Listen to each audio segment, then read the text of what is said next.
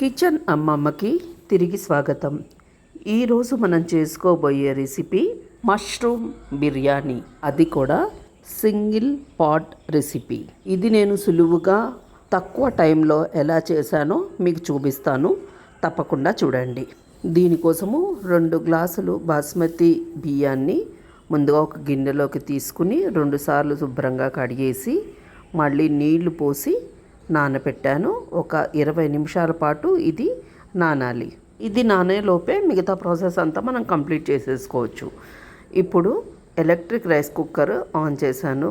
దాంట్లో 3 గరిటెల నూనె వేశాను. తర్వాత దీంట్లో కొంచెం నెయ్యి కూడా వేస్తాము, అందుకని 3 గరిటెలు సరిపోతుంది.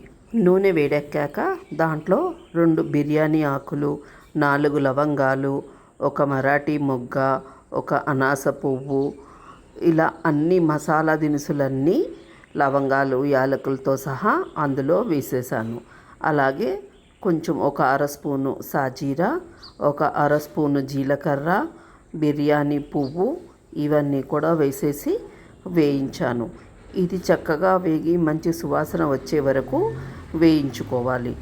ఈ లోపుగా 2 పెద్ద ఉల్లిపాయల్ని కడిగేసి సన్నగా ఈ విధంగా తరుక్కున్నాను. అలాగే ఒక 6 పచ్చిమిరపకాయలు కూడా తరిగి పెట్టుకున్నాను. ఈ ఉల్లిపాయలని పచ్చిమిరపకాయలని కూడా ఇందులో వేసేసి చక్కగా వేయించాలి. అలాగే కరివేపాకు కొద్దిగా కడిగేసి అది కూడా ఇందులో వేసి వేయించాలి.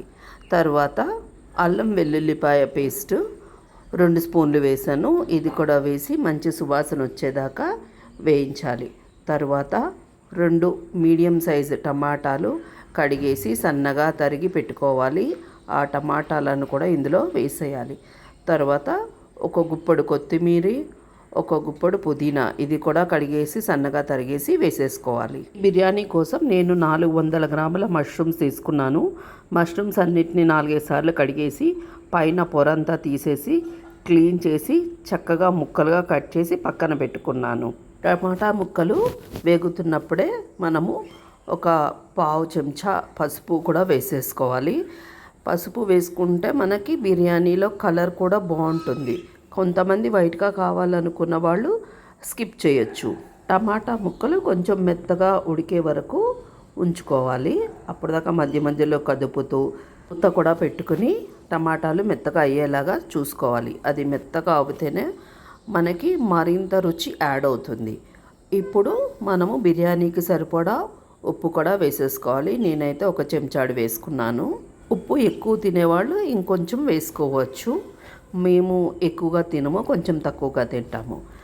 తర్వాత ఇది మెత్తగా ఉడికిపోయాక మనము పక్కకి కోసి పెట్టుకున్న మష్రూమ్ ముక్కలన్నిటినీ వేసేసి అంతా ఒకసారి కలుపుకోవాలి. మష్రూమ్స్ మొత్తం అన్నీ కూడా ఒకసారి చక్కగా కలుపుకోవాలి.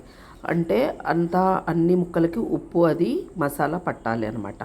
తర్వాత 2 చెంచాల కారం నేను వేసుకున్నాను. కారము ఎవరి టేస్ట్కు తగ్గట్టుగా వాళ్ళు వేసుకోండి. తర్వాత బిర్యానీ మసాలా ఒక 2 చెంచాలు వేశాను. తర్వాత అంతా చక్కగా మళ్ళీ ఒకసారి కలిపేసి ఒక 2 నిమిషాల పాటు ఈ మష్రూమ్ని ఉడకనివ్వాలి. దాంట్లో ఉన్న తడి అంతా బయటికి వచ్చేస్తుంది, అంతదాకా ఉడకనివ్వాలి.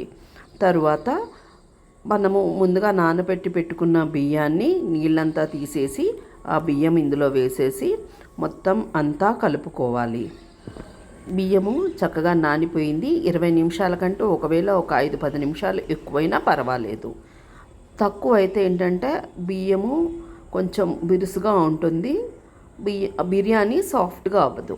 తర్వాత 1కి 2 చొప్పున నేను నీళ్ళు అయితే పోసుకున్నాను. బాగా పొడి పొడి కావాలి అనుకునే వాళ్ళు 3 గ్లాసులు నీళ్ళు పోసుకుంటే సరిపోతుంది. మేము కొంచెం మెత్తగా తింటాం కాబట్టి 1కి 2 చొప్పున పోసాను. నీళ్ళన్నీ పోసేసాక ఒకసారి ఉప్పు కారం సరి చూసుకుని మూత పెట్టేసి ఉడకనివ్వడమే. దీంట్లో ఒక పెద్ద నిమ్మకాయ రసం తీసేసి ఇందులో వేసేసాను. ఒకవేళ పెరుగు కానీ వేసినట్టయితే నిమ్మకాయ వేయాల్సిన అవసరం లేదు. చూడండి, మధ్యలో ఒకసారి చూశాను ఎంతవరకు ఉడికింది అని. చాలా బాగా ఉడుకుతోంది. తర్వాత మళ్ళీ మూత పెట్టేశాను. ఇది కుక్ నుంచి వామ్ వచ్చేదాకా ఉంచుకోవాలి. తరువాత అలాగే 10 నిమిషాల పాటు వదిలేయాలి వామ్లోకి వచ్చాక. ఆ తర్వాతే సర్వ్ చేసుకోవాలి. అప్పుడు ఈ బిర్యానీ ఎంతో రుచిగా ఉంటుంది. మీరు కూడా ఈ రెసిపీని తప్పకుండా ట్రై చేయండి. మీకు నచ్చినట్టయితే లైక్ చేయండి. అలాగే మీ ఫ్రెండ్స్ అండ్ ఫ్యామిలీ మెంబర్స్కి షేర్ చేయండి. మా ఛానల్ని సబ్స్క్రైబ్ చేయండి. ఇంకా మంచి మంచి రెసిపీస్ని మీ దగ్గరికి తీసుకువస్తాము.